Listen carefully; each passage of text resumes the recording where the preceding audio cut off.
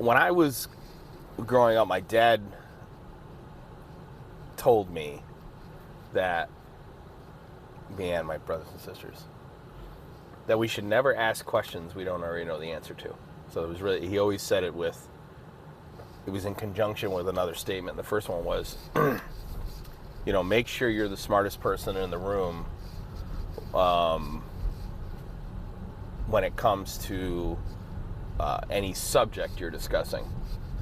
If you're not, keep your mouth shut.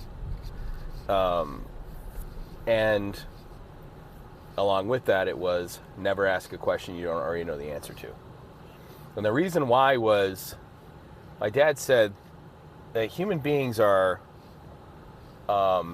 great catalysts for learning, but they are unreliable transmitters of knowledge. So,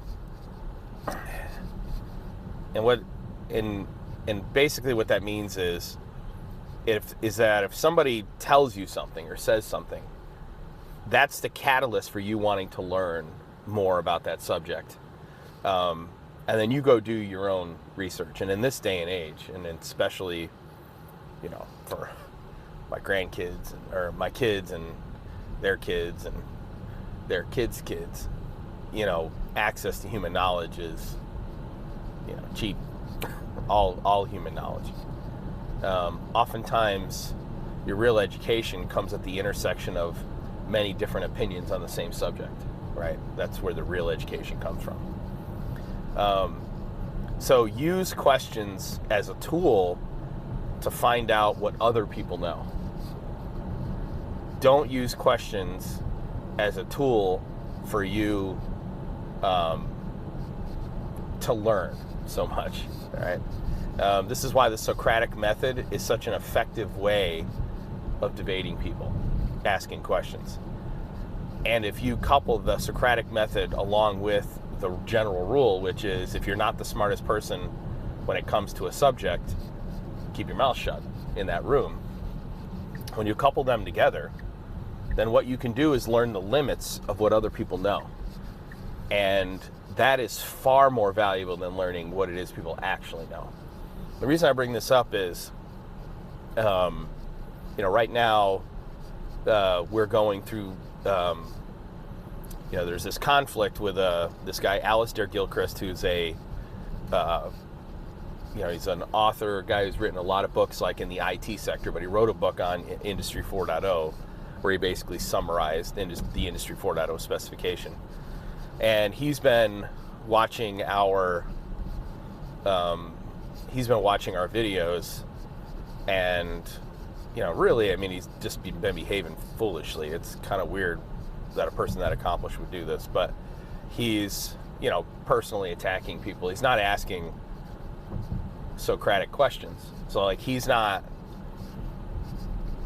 asking, hey, can you expand more on this idea, or what's the difference between this point you made and this other point you made. He's not doing that, right? That's the Socratic method. What he's doing is he's just basically trolling, right? Oh, this is hogwash, or this is a load of waffles, or whatever. Because I'm the smartest person in the room when it comes to that subject, and I don't really know anyone else, I can think of a handful of people who I consider on my level when it comes to digital transformation execution. So strategy, architecture, and execution, full stack in the world. There's a guy at used to be at AWS, this guy Michael Brown. There's another guy at an integrator in the Midwest.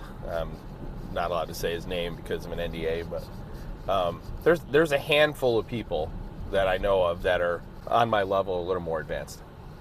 Something you'll learn, really, really important thing to understand, is that generally when people resort to personal attack, they're doing it because they don't have an alternative argument. They're unhappy with what you're saying, but they really don't have an alternative argument. Okay? The more knowledgeable someone is on a subject, the less likely they are to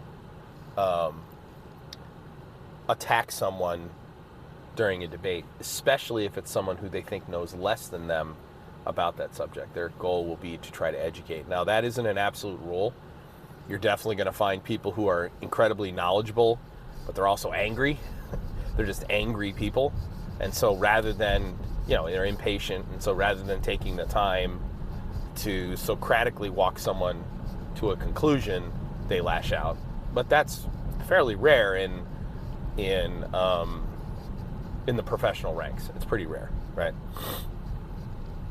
So it's really important to be the smartest person in the room when it comes to any subject that you're talking about. And number two, never ask a question you don't already know the answer to.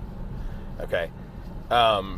This guy, Alistair Gilchrist, he's lashing out at, people in our community, and, he's just... today was the first day and that he's actually asked a question. And I'm going to kind of walk you through what I'm thinking on the other side. I know I'm the smartest person in the room when it comes to the subject we're talking about, which is digital transformation, the unified namespace, edge-driven, report by exception, lightweight, open architecture technologies, technical debt, iterative development, OT-IT convergence. I'm definitely, I'm probably the world's authority in that space, or at least one of the top 5, right? He's an authority on the IT side, which is only one half of the paradigm that makes up OT-IT convergence. He's part of the much more standardized version, right? It's very easy to tell based on the things that he says, because of my knowledge and the questions I ask him. It's very easy to tell he has very little operational experience. That is, plant floor experience, in even building solutions on the plant floor, okay? Which, by the way, is where digital transformation starts for any manufacturer. It's solving OT problems, okay? So we went and looked, we did our homework, and yeah, sure enough, the vast majority of his experience is in the telecom industry, which has no operational layer, right? It's really more a logistical layer in telecom. So he asked a question today in the chat, which spurred this whole thing, and like, he doesn't really know he's walking into a hornet's nest, right? He has no idea. He's the one who's challenging us. My goal is not to, I could destroy this guy, right? My goal is to win him over. That is, get him to be another person who has challenged these ideas and come around to see it our way. And the list is long and distinguished. There's never been a person that I've had the debate with who hasn't eventually come around, even if it took them 2 years. But everyone ultimately comes around to see it. The architecture I've built my career on, the unified namespace, using the 4 technical pillars of edge-driven, report by exception, lightweight, open architecture, and using an iterative approach solving OT problems first. Anybody I've made the case to has eventually come around. So I want to win this guy over. This would be a huge win because he's the most aggressive of everyone we've ever talked to. He's the least professional, which actually shocks me. But he asked this question. He said, do you have a claim over the term unified namespace? That was a question he asked me. It was actually the very first question he's ever asked. Everything else was just attacks. Oh, this is hogwash. This is this. This is that. And so, because I know more than him on this subject, I already know what he's trying to do. He doesn't know my level of knowledge. I know his level of knowledge. And this is a really important life skill. Super important life skill.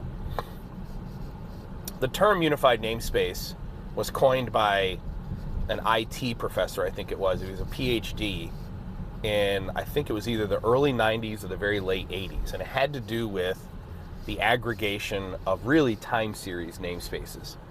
So the master data models in databases. The unification, the aggregation of those two together.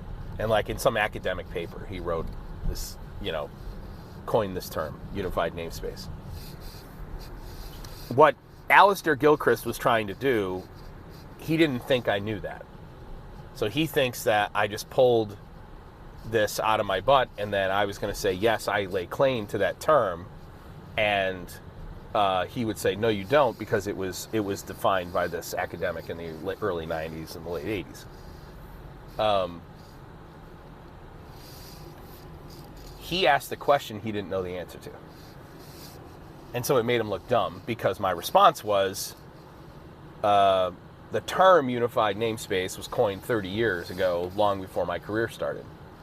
The term the unified namespace, as it relates to IT/OT convergence and all the things I've laid out here multiple times, that's coined by me in 2013. And then he didn't directly respond to that. So he said, are you saying that you have a claim to unified namespace? And I said, no, I have a claim to the unified namespace. And I actually own the domain. So if you go to theunifiednamespace.com and do a whois lookup, I own it. One of my companies does. And if you do SEO, that is, you do a search engine lookup of unified namespace, it's all me. It's all my teaching. In fact, there's a Automation World article that comes up, maybe fourth search result, and this guy for Panacea Technologies, he basically rips off everything that I've said. And when he published that article in July of 2021 and didn't attribute me to the unified namespace, our whole community sent it to me and said, hey, these guys are ripping you off. And I said, yeah, that's fine. As long as people use the architecture, that's all I care about. At the end of the day, what I care about when it comes to that technology is I don't want people to misuse it. I don't want people to hijack the term and attribute it to something it isn't. That's what matters to me. At the end of the day, I don't need the credit for it. So if you go and you do the SEO, it's all me. Now, he made a mistake, and this is public. This is in a YouTube chat, right? He asked a question he didn't know the answer to. And it made him look stupid. Anybody who's reading that thread thinks he looks ridiculous, right? And I don't know if he's replied yet. Maybe he has, maybe he hasn't. But my father, if he were reading that thread, would say he committed the cardinal sin, which was he asked a question he didn't know the answer to. Now, does that mean you never ask a question that you don't know the answer to? And I would say no. I've modified what my dad taught me to say, never ask an important question that you don't know the answer to, right? Because there's lots of questions we ask that are just meant for small talk or get to know people or whatever it is. So anyway, never ask a question you don't know the answer to, and make sure you're the smartest person in the room when you're talking about any topic. Otherwise, keep your mouth shut, okay? If this video was helpful, please share it, like, subscribe, put a comment down below. That actually helps with the algorithm, even if you just say hi or whatever.